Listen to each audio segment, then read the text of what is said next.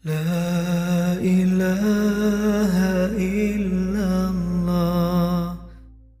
একটা বিষয়ের উপরে খুব সংক্ষিপ্ত কিছু কথা আরজ করব। বিষয়টি আপনাদের অনেকের কাছে নতুন, হয়তো অনেকে জীবনে প্রথম শুনছেন। এরকম একটা না শোনা এবং খুব একটা চর্চা হয় না এমন একটা বিষয় আজ আমরা আলোকপাত করব। এটিকে অন্তরস্থল থেকে ধারণ করতে হবে, মুখস্থ করতে হবে এবং এটির উপর নিজের আমল করতে হবে, অন্যদেরকে জানাতে হবে ইনশাআল্লাহ। আল্লাহ আমাদেরকে আমল করার তৌফিক দান করুন। মুহতারাম হাজিরিন, কোরআনে কারীমের সূরা তাওবার একটি গুরুত্বপূর্ণ আয়াত আমি তিলাওয়াত করেছি। এই আয়াতে আল্লাহ রাব্বুল আলামিন ইরশাদ করেছেন, নবমণ্ডল এবং ভূমণ্ডলের সৃষ্টির দিন থেকেই সৃষ্টি জগতে আল্লাহ রাব্বুল আলামিন এই ভূমণ্ডলে, নবমণ্ডলে বছরকে 12টি মাসে বিভক্ত করেছেন। কটি মাসে বিভক্ত করেছেন? এই মাসের গণনা এটা নবমণ্ডল, ভূমণ্ডল সৃষ্টির দিন থেকেই চলে আসছে। এই মাসগুলোর মধ্য থেকে 4টি বিশেষ মাস আছে। চান্দ্রবর্ষের এই 4টি মাসকে আল্লাহ রাব্বুল আলামিন সম্মানিত মাস হিসেবে ঘোষণা করেছেন, মিনহা আরবাআতুন হুরুম। এই 4টি সম্মানিত মাস সম্পর্কে আল্লাহ বলছেন, যালিকাদ দীনুল কাইয়্যিম ফালা তাজলিমু ফিহিন্না আনফুসাকুম। এই 4 মাস যেটাকে আল্লাহ তাআলা সম্মান দিয়েছেন, এটা এই মাসগুলোতে তোমরা নিজেদের প্রতি আল্লাহ বলছেন নিজেরা জুলুম করবে না, অবিচার করবে না। সূরা তাওবার 36 নম্বর আয়াতের এই আলোচনা থেকে দিনের আলোর মতো পরিষ্কার যে চান্দ্রবর্ষের 4টি মাস আছে, যে মাসগুলাকে কি মাস বলা হয়? সম্মানিত মাস। কি মাস বলা হয়? সম্মানিত। আশহুরে হুরুম বা সম্মানিত মাস। সম্মানিত মাসের এই ধারণা আমাদের সমাজের বেশিরভাগ মানুষই জানেন না। আমরা রমাদান মাস সম্পর্কে জানি, রমাদান হলো বছরের মধ্যে সবচাইতে সেরা এবং শ্রেষ্ঠ মাস। ঠিক না ঠিক?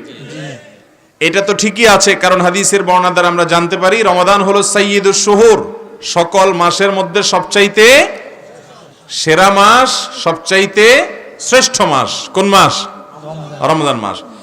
রমাদানের পর অন্য সাধারণ মাসের তুলনায় বিশেষ মর্যাদা এবং বিশেষ সম্মান আল্লাহ তাআলা দিয়েছেন 4টি মাসকে। কয়টি মাসকে? এই 4টি মাস কোন 4 মাস, যে মাসকে আল্লাহ রাব্বুল আলামিন মর্যাদা দিয়েছেন, সে বিষয়ে বুখারী, মুসলিম বর্ণিত আবু বকর রাদিয়াল্লাহু তাআলা আনহু থেকে একটি হাদিস বর্ণিত হয়েছে। তিনি বলেছেন যে নবী করিম সাল্লাল্লাহু আলাইহি ওয়াসাল্লাম ইরশাদ করেছেন যে আস-সানা 12 শাহরা, বছর 12টি মাসে হয়। এর মধ্যে থেকে 4টি মাস আছে যে মাসগুলোকে আল্লাহ তাআলা সম্মানিত মাস হিসেবে ঘোষণা করেছেন। আর সেই 4 মাসের মধ্যে আবার 3টা মাস হলো ধারাবাহিক পরপর 3 মাস। সেগুলো কোন 3 মাস? নবী সাল্লাল্লাহু আলাইহি ওয়াসাল্লাম এই হাদিসে নিজেই ব্যাখ্যা করেছেন, যুলকাদা ওয়া যুলহিজ্জাহ ওয়া মুহররম।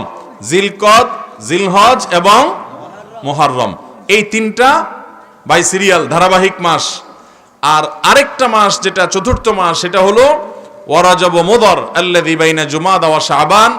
রজব মাস যেটা জুমাদা সানিয়া এবং শাবান মাসের মধ্যবর্তী মাস, রমজান মাসের আগের মাস। এটা হলো 4র্থ সম্মানিত মাস। তাহলে মোট সম্মানিত মাস কয়টা হলো? 4টা।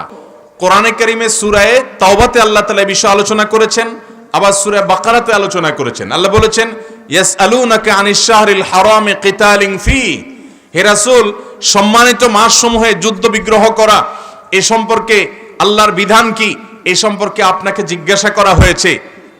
মানুষেরা জিজ্ঞাসা করেছে আপনাকে, কুল কিতালুন ফিহি কাবীর। আপনি জবাবে বলে দিন, এই সম্মানিত মাসগুলোতে যুদ্ধ বিগ্রহ করা এটা মহাপাপ, অনেক বড় অপরাধ, এটা গুনাহ। এই মাসগুলোতে যুদ্ধ বিগ্রহ আল্লাহ তাআলা নিষিদ্ধ ঘোষণা করেছেন, জায়েজ নাই, কারণ এই মাসগুলোকে আল্লাহ তাআলা সম্মান দিয়েছেন। মুহতারাম হাজিরিন, আমরা যে মাসটাতে এখন অবস্থান করছি, এই মাসটা হলো সেই সম্মানিত 4 মাসের একটা মাস। এই মাসটার নাম কি মাস? বর্তমানে হিজরি বর্ষের বা চান্দ্র বর্ষের কোন মাস চলছে? যুলকাদা, জিলকদ, এখন এই মাসটা যে সম্মানিত মাস, সে সম্পর্কে আমরা বেশিরভাগ মানুষ জানি না। আর যদি আমরা কেউ জানিও, কিন্তু এই মাসটা যে সম্মানিত মাস সে সম্পর্কে আমাদের ধারণা, সে সম্পর্কে আমাদের কনসেপ্ট, সে সম্পর্কে আমাদের সচেতনতা বা এই মাসকে সম্মান দেওয়া মানসিকভাবে, দুঃখজনক বাস্তবতা হলো এই আমলটি আমাদের সমাজে বেশিরভাগ মানুষই করার সুযোগ পান না। তাহলে বোঝা গেল এই মাসগুলোর সম্মান এটা আল্লাহ তাআলা দিয়েছেন একজন মুসলমান হিসেবে, আল্লাহর প্রতি ঈমান আনয়নকারী বান্দা হিসেবে, কোরআনে বিশ্বাসী মানুষ হিসেবে আমাদেরকে এই মাসগুলোর সম্মান দিতে। এখন প্রশ্ন হলো এই মাসগুলোর সম্মান কিভাবে দিবেন? নাম্বার 1, এই সম্মানিত মাসগুলো যখন আসবে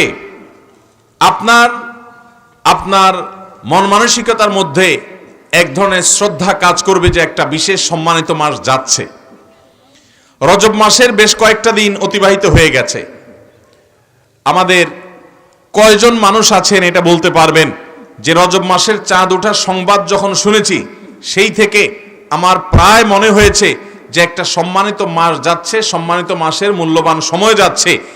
এই স্মরণটা হয়েছে এবং সম্মানিত মাসের কথা স্মরণ হওয়া এবং সম্মানিত মাসকে মনে মনে সম্মান প্রদর্শন করা, এটাও এ মাসের একটা আমল, এই সম্মানিত মাসগুলোর সম্মান প্রদর্শনের অংশ। মোহতারাম হাজরিন, এ বিষয়ের আলোচনাও আমাদের সমাজে খুব একটা হয় না। সম্মানিত মাস সম্পর্কিত ধারণা, এই মাসগুলো যখন আসে তখন এগুলো সম্পর্কে আমাদের করণীয় বর্জনীয়, এই মাসগুলো সম্পর্কে কোরআন হাদিসের আলোকে তাৎপর্য আলোচনা, এটা আমাদের সমাজে খুব একটা হয় না।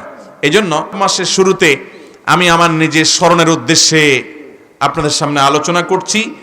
এখন থেকে আসুন আমরা নিয়ত করে নেই, আমার জীবনের প্রতি বছর যখন রজব মাস আসবে, যখন জিলকদ, জিলহজ, মুহররম এই 3টা মাস অতিবাহিত হবে, এই সময়গুলোতে আমরা আল্লাহর দেওয়া সম্মানিত মাস যাচ্ছে এই কথা মাথায় রেখে এই মাসগুলোর প্রতি মনে মনে সম্মান প্রদর্শন করব ইনশাআল্লাহ। মনে থাকবে তো? তাহলে সম্মানিত 4 মাসের প্রথম করণীয় হলো, আল্লাহ যেহেতু সম্মান দিয়েছেন, একটা সম্মানিত মাস যাচ্ছে, অতিবাহিত হচ্ছে, সম্মানিত মাসে আমি প্রবেশ করে গেছি, এই কথাটা মনে করে এই মাসটাকে বিশেষভাবে মনে মনে রেসপেক্ট করা, সম্মান প্রদর্শন করা, যেটা সাধারণ মাস না। অতএব আমরা সম্মানিত মাসের সম্মান আমরা মনে মনে ধারণ করব। ঠিক আছে তো ইনশাআল্লাহ? এটা 1 নম্বরের কাজ। নাম্বার 2, এই মাসগুলোতে আমাদের রুটিন যে কাজগুলো আছে, 5 ওয়াক্ত নামাজ অন্য মাসেও ফরজ, এ মাসেও 5 ওয়াক্তই ফরজ, অতিরিক্ত কোনো ওয়াক্ত নাই, অতিরিক্ত কোনো নামাজও এই 4 মাসে পড়ার জন্য নির্দেশ করা হয় না, এই 5 ওয়াক্তই। এবং অন্যান্য মাসে যে সমস্ত ফরজ বিধানগুলো আমাদেরকে মেনে চলতে হবে, সম্মানিত মাসগুলোর সম্মানার্থে সেই ফরজ বিধানগুলোকে একটু বিশেষ গুরুত্বের সাথে করব, একটু বিশেষ গুরুত্বের সাথে। মনে থাকবে তো ইনশাআল্লাহ?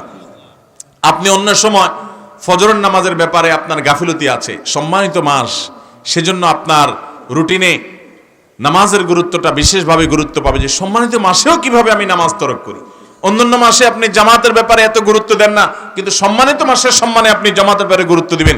অর্থাৎ সাধারণ রুটিন আমলগুলোই সম্মানিত মাসের কারণে বিশেষ গুরুত্ব দেব ইনশাআল্লাহ। নাম্বার 3, সম্মানিত মাসের সম্মানার্থে আমরা অন্যান্য মাসে পাপাচার, গুনাহে লিপ্ত হওয়া সেটা যেরকম অপরাধ, সম্মানিত মাসে গুনাহে লিপ্ত হওয়া ডাবল অপরাধ। কারণ আল্লাহ তাআলা সম্মান দিয়েছেন যে মাসকে, সে মাসকে আপনি অসম্মান করেছেন, সে মাসে আল্লাহর নাফরমানি করেছেন। কেউ বিড়ি সিগারেট খাইলো, সে গুনাহ করলো, মুরব্বীদের সামনে খাইলো, অন্যদের সামনে খাইলো, সে বেয়াদবি করলো।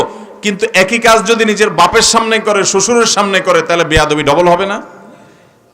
কারণ একে তো তুমি অপরাধ করছো, আবার নিজের বাবার সামনে বিড়ি খেয়ে, সিগারেট খেয়ে, তোমার শ্বশুরের সামনে ধূমপান করে তুমি ধোঁয়া ছেড়ে রীতিমতো তোমার উচ্ছৃঙ্খলতা, তোমার অসভ্যতা, তোমার অসৌজন্যতা, তোমার ভিতরে অভদ্রতার প্রমাণ তুমি দিলে। এটা সমাজের যে কোনো মানুষ জানে যে সাধারণ ধূমপান করা সেটা তো অপরাধী, কিন্তু যদি কোনো মুরব্বীর সামনে, নিকটাত্মীয়ের সামনে, সিনিয়র ব্যক্তির সামনে করে, সেটা আরো অপরাধের মাত্রা বেশি হয়। ঠিক একইভাবে অন্য মাসে আপনি হারাম জিনিস মোবাইলে দেখলেন, হারাম কথা মুখে বললেন, হারাম কাজ সম্পাদন করলেন, সেটা অপরাধ, সেটা গুনাহের কারণ। কিন্তু সম্মানিত 4 মাসে আপনি যদি এই গুনাহের কাজগুলোই করেন, তাহলে সেক্ষেত্রে আপনি অপরাধের ক্ষেত্রে ডাবল অপরাধ করলেন, সম্মানিত মাসের সম্মান নষ্ট করলেন, সম্মানিত মাসকে অসম্মান করলেন। আল্লাহ তাআলা কোরআনে কারীমে সূরা তাওবার 36 নম্বর আয়াতে বলেছেন, ফালা তাজলিমু ফিহিন্না আনফুসাকুম, সম্মানিত মাস যখন আসবে তখন তোমরা নিজেদের প্রতি অবিচার করো না। অর্থাৎ এই মাসগুলোতে গুনাহ, পাপাচার এবং আল্লাহর নাফরমানি, আল্লাহর অবাধ্যতার এই কাজগুলো এই মাসগুলোতে করবে। তাহলে 3 নম্বর আমলও পেয়ে গেলাম, 3 নম্বর কর্মসূচি পেয়ে গেলাম। অন্য মাসে যে পাপাচারগুলো আমরা পরিহার করি, এই সম্মানিত মাসগুলোতে একটু বিশেষ গুরুত্বের সাথে সেই পাপাচার পরিহার করবো ইনশাআল্লাহ। আমাদেরকে তৌফিক দান করুন। নাম্বার 4, সম্মানিত মাসে যুদ্ধ বিগ্রহ করতে আল্লাহ তাআলা নিষেধ করেছেন। আল্লাহ তাআলা বলেছেন, ইয়াসআলুনাকা আনিশ শাহরিল হারামি কিতালিন ফীহি, হে রাসূল, সম্মানিত মাসে যুদ্ধ বিগ্রহ করা সম্পর্কে আপনার কাছে জিজ্ঞাসা করে তারা। কুল কিতালুন ফীহি কাবীর, আপনি তাদেরকে জানিয়ে দিন যে এই মাসে যুদ্ধ বিগ্রহ করা এটা মহাপাপ এবং আল্লাহর পথে আসতে মানুষকে বাধা দান করার শামিল, জঘন্য অপরাধ। এই জন্য অনেক ইমাম মুফাসসিরদের মতে আক্রমণাত্মক যুদ্ধ, আগবেড়ে যুদ্ধ, এটা এই সম্মানিত মাসগুলোতে নিষিদ্ধ। হ্যাঁ, কেউ যদি আগে থেকে যুদ্ধ চাপিয়ে দেয় তখন প্রতিহতমূলক যুদ্ধ করা জায়েজ আছে। আমরা বেশিরভাগ মানুষ সৈনিক নই, আমরা বেশিরভাগ মানুষ আমাদের পেশাগতভাবে সৈনিক না হওয়ার কারণে যুদ্ধে অংশগ্রহণের আপাত সম্ভাবনা আমাদের কম। কিন্তু একজন মুসলমান হিসেবে মিনি যুদ্ধ যেগুলো আছে, মিনি যুদ্ধ মানে ঝগড়াঝাটি, গন্ডগোল, ফাসাদ, মারামারি, সম্মানিত মাসের সম্মানার্থে সেই কাজগুলো আমরা পরিহার করার চেষ্টা করব। তাহলে 4 নম্বর কর্মসূচি আমরা পেয়ে গেলাম। এই 4টা কর্মসূচিকে আমরা বিশেষভাবে যদি পালন করি, ইনশাআল্লাহ বিইذনিল্লাহ সম্মানিত মাসের সম্মান রক্ষার্থে আমি আমার যতটুকু দায়িত্ব কোরআন এবং হাদিসের আলোকে আমাকে দেয়া হয়েছে সেটি পালন করার চেষ্টা আমি করলাম। সবাই চেষ্টা করব তো? আল্লাহ আমাদের সবাইকে আমলের তৌফিক দান করুন।